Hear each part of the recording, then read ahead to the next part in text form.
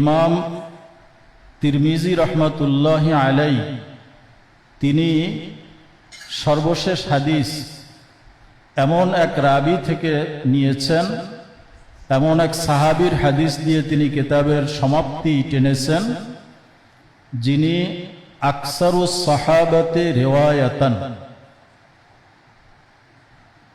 সমস্ত সাহাবায়ে কেরামের মধ্যে সর্বাধিক হাদিস বর্ণনাকারী। পরিসংখ্যানে দেখা গেছে আল কুতুবুত তিসআ, অর্থাৎ হাদিসের বিখ্যাত যে ৯টি কিতাব আছে, এই কিতাবের ভিতরে আবু হুরায়রা রাদিয়াল্লাহু তাআলা আনহু থেকে ৮৭৪০টি হাদিস বর্ণিত হয়েছে, যেটা পার্সেন্টেজ করলে পরে এই কিতাবের যত হাদিস আছে তার 14% হাদিস একজন সাহাবী থেকে বর্ণিত, আবু হুরায়রা রাদিয়াল্লাহু তাআলা আনহু। আবু হুরায়রা রাদিয়াল্লাহু তাআলা আনহু নিজেই রওয়ায়াত করেছেন যে সাহাবায়ে কেরামের ভিতরে তিনি সবচেয়ে বেশি হাদিস রওয়ায়াত করেছেন, অথচ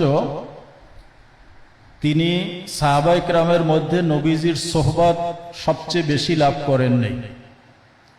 যেমন আবু বকর সিদ্দিক রাদিয়াল্লাহু তাআলা আনহু, যিনি নবীজিকে নবুয়তের জিন্দেগির শুরু থেকে শেষ পর্যন্ত এই 23 বছরের নবুয়তের জিন্দেগি তিনি নবীজির কাছে থেকে প্রত্যক্ষ করেছেন, নবীজির সোহবত লাভে ধন্য হয়েছে।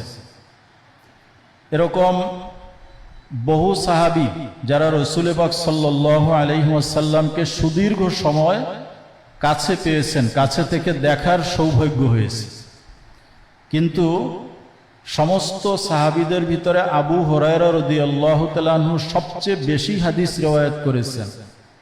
ওনার জীবনীতে যেটা পাওয়া যায়, উনি মুসলমান হয়েছেন 7ম হিজরিতে, খায়বারের যুদ্ধের সময়। এরপরে নবীজি 8ম, 9ম, 10ম হিজরিতে রাসূল পাক সাল্লাল্লাহু আলাইহি ওয়াসাল্লাম দুনিয়া থেকে বিদায় নিয়েছেন।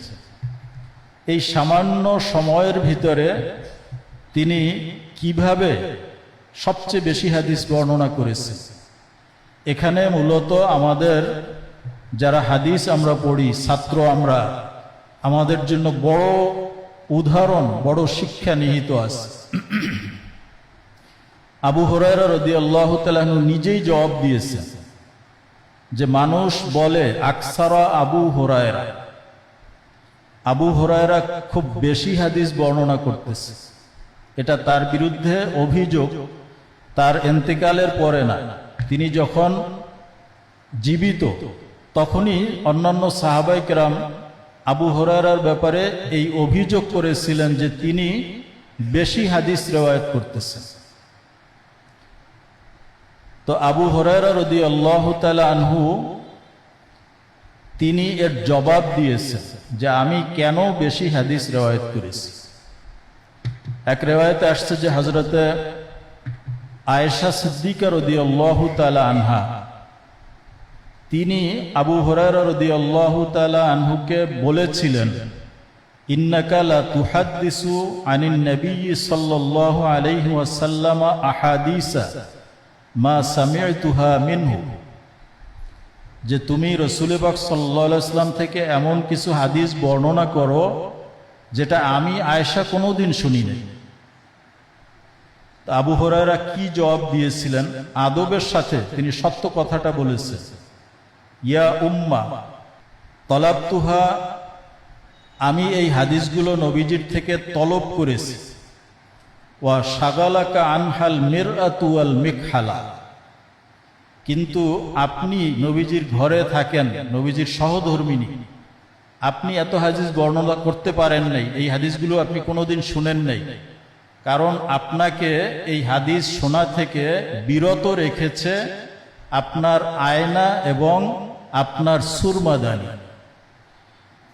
এর অর্থ হলো এই যে আয়েশা সিদ্দিকা রাদিয়াল্লাহু তাআলা আনহা একজন মহিলা, মহিলারা স্বামীর জন্য সৌন্দর্য গ্রহণ করা এটা সুন্নত, নবীজির নির্দেশ। অতএব এই সুন্নত পালন করতে গিয়ে, আপনার রূপ চর্চা করতে গিয়ে কিছু সময় আপনাকে আয়নার সামনে কাটাতে হয়েছে। চোখে সুরমা দেওয়ার জন্য আপনার সুরমাদানি হাতে নিয়ে চোখে সুরমা লাগাইতে হয়েছে।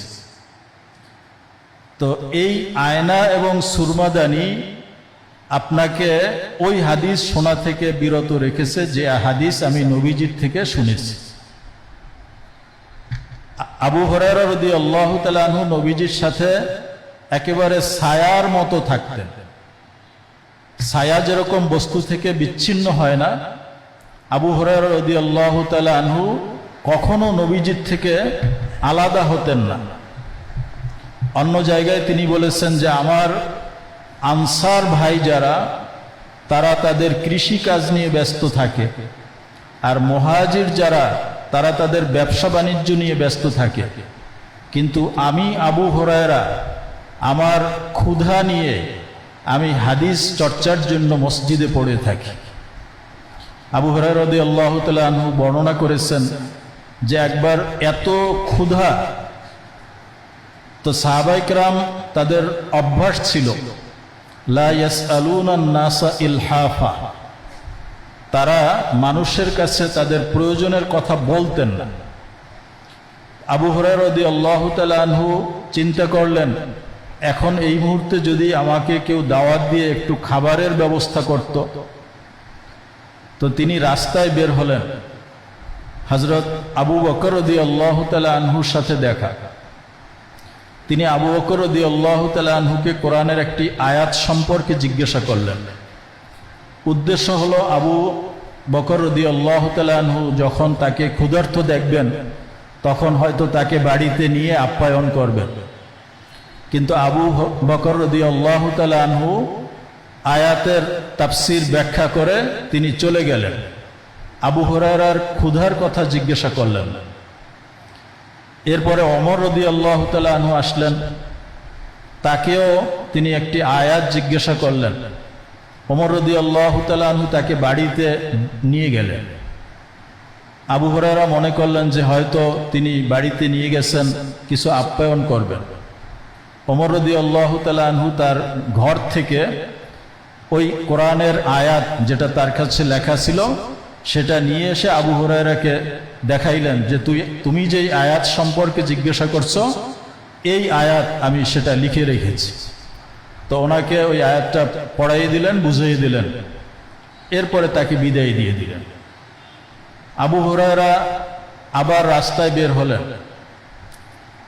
ওমর রাদিয়াল্লাহু তাআলা আনহুর বাড়ি থেকে বের হয়ে কিছু দূর যাওয়ার পরেই তিনি বলেন যে আমি উপর হয়ে সেখানে রাস্তার উপরে পড়ে গেলাম, এত ক্ষুধার্ত ছিলাম।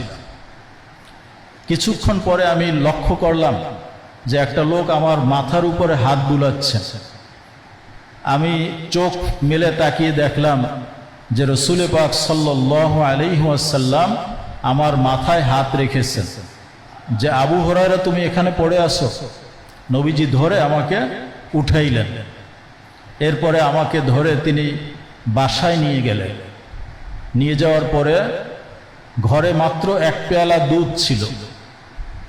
নবীজি বললেন যে তোমার মতো আসহাবে সুফফা যারা সবাই তো ক্ষুধার্ত, সকলকে ডাকো। তো আবু হুরায়রা রাদিয়াল্লাহু তাআলা আনহুর যে একটু আশা হয়েছিল যে নবীজি এক পেয়ালা দুধ আনছেন, হয়তো সেখান থেকে তাকে কিছু দুধ পান করাবেন, তার ক্ষুধা নিবৃত হবে, কিন্তু তার আশা ভঙ্গ হয়ে গেল। যে এক পেয়ালা দুধ, আসহাবে সুফফা 70 জনের মতো সাহাবী, সকলকে ডাকা হয়েছে, সকলকে বন্টন করলে আমি কতটুকু দুধ পাব? তো নবীজি ডাকতে বললেন, উনি ডেকে নিয়ে আসলেন। 70 জন সাহাবী, কম বেশি হতে পারে। আবু হুরায়রাকে বললেন যে তুমি এই দুধ সকলকে বন্টন করো। তো একজনকে দিলেন, তিনি দুধ পান করলেন। এরপরে আর একজনকে, এভাবে সবাই যখন পান করা হয়ে গেল, ওই এক পেয়ালা দুধ কিন্তু তখনও পেয়ালায় দুধ অবশিষ্ট আছে। এরপরে নবীজি আবু হুরায়রাকে বললেন যে তুমি এবার পান করো। আবু হুরায়রা দুধ পান করলেন, ওনার পরিতৃপ্তি হয়ে গেছে। এরপরে নবীজি আবার বললেন, আইদ ইয়া আবা হুরায়রা, আবু হুরায়রা আবার পান করো। তিনি আবার পান করলেন। নবীজি তৃতীয়বার তাকে বললেন, আইদ ইয়া আবা হুরায়রা। আবু হুরায়রা, নবীজির হুকুম, এটা তো লঙ্ঘন করা যাবে না, তিনি আবার দুধ পান করলেন। আবু হুরায়রা রাদিয়াল্লাহু তাআলা আনহু বলেন যে আমার পেট দুধ পান করার কারণে এরকম গোল হয়ে গেল পাত্রের মতো। এরপরেও দুধ অবশিষ্ট আছে। রাসূল পাক সাল্লাল্লাহু আলাইহি ওয়াসাল্লাম সবার শেষে সেই দুধ পান করলেন। আবু হুরায়রা রাদিয়াল্লাহু তাআলা আনহু বলেছেন যে এরকম অনেক দিন গিয়েছে যে আমি মসজিদে নববীতে হাদিস চর্চা করতেছি, এরকম ক্ষুধার্ত যে নবীজির যে মিম্বার এবং আয়েশা সিদ্দিকার যে হুজরা, এর মাঝখানে আমি বেহুশ হয়ে পড়ে গেছি ক্ষুধার কারণে। তো মানুষ মনে করেছে যে তার জিনগ্রস্ত হয়েছে, জিনের রোগী যেরকম বেহুশ হয়ে যায়, আরব দেশে এটার খুব একটা রোগ প্রচলিত ছিল। কেউ যদি এরকম অসুস্থ হতো তাহলে তাকে পা দিয়ে আঘাত করলে পরে সে সুস্থ হয়ে যেত। তো আবু হুরায়রা বেহুশ হয়ে পড়ে আছেন, সবাই যে আসে তাকে ঘাড়ের উপরে পা দিয়ে লাথি দিয়ে চলে যায়। উদ্দেশ্য যে তারা মনে করছে যে জিনে পেয়েছে, পা দিয়ে আঘাত করলে ভালো হয়ে যাবে। আসলে তো জিনে পায় নাই। আবু হুরায়রা বলেন, ওয়ামা বি মিন জুনুন, আমার তো কোনো পাগলামি নেই। কিন্তু কেউ বুঝলো না, রাসূল পাক সাল্লাল্লাহু আলাইহি ওয়াসাল্লাম তিনি বুঝলেন। তিনি আবু হুরায়রাকে তুললেন, এরপরে খাবারের ব্যবস্থা করলেন। এভাবে করে করে আবু হুরায়রা রাদিয়াল্লাহু তাআলা আনহু এই হাদিস, নবীজির হাদিস সংগ্রহ করেছেন। এবং সাথে সাথে আরেকটি বিষয় হলো যে আবু হুরায়রা রাদিয়াল্লাহু তাআলা আনহু রাসূল পাক সাল্লাল্লাহু আলাইহি ওয়াসাল্লামের খাস তাওয়াজ্জু এবং দোয়া লাভ করেছেন, ফয়েজ লাভ করেছেন।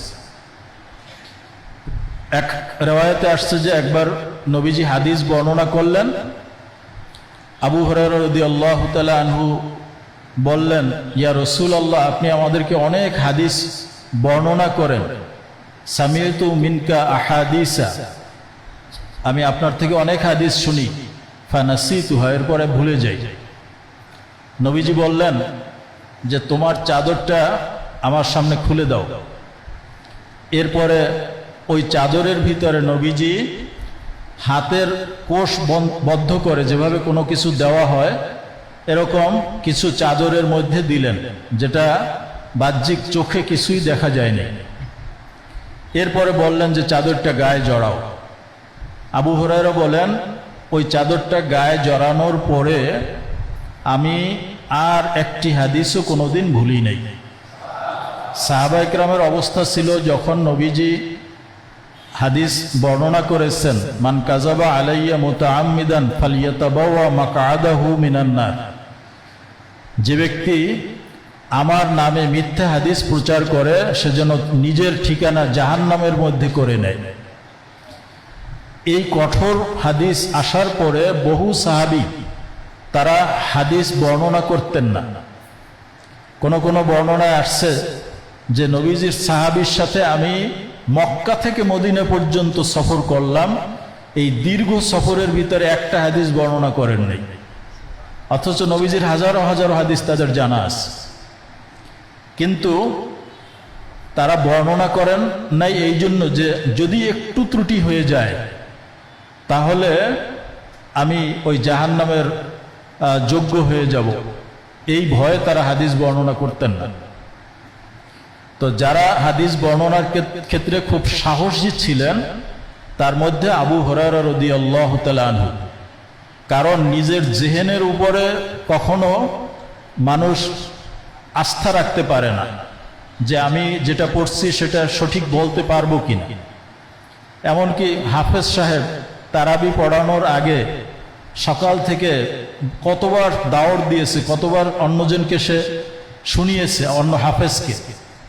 কোনো জায়গায় লোকমা যায় নাই, কিন্তু এরপরেও নামাজে লোকমা যাবে না এটা কেউ নিশ্চিত বলতে পারে? পারে না। কিন্তু আবু হুরায়রা রাদিয়াল্লাহু তাআলা আনহু এটা পেরেছিলেন, কারণ নবীজি তার জন্য দোয়া করে দিয়েছেন যে এরপর থেকে তুমি আমার কোনো হাদিস ভুলবে না। এই কারণে তিনি এই হাদিস বর্ণনার ক্ষেত্রে অত্যন্ত দুঃসাহসী ছিলেন। এটা নিয়ে অনেকে সমালোচনা করেছে, যার জবাব আবু হুরায়রা রাদিয়াল্লাহু তাআলা আনহু নিজেই দিয়েছেন, যে তার ব্যাপারে সবচেয়ে বড় অভিযোগই ছিল আকসারা আবু হুরায়রা।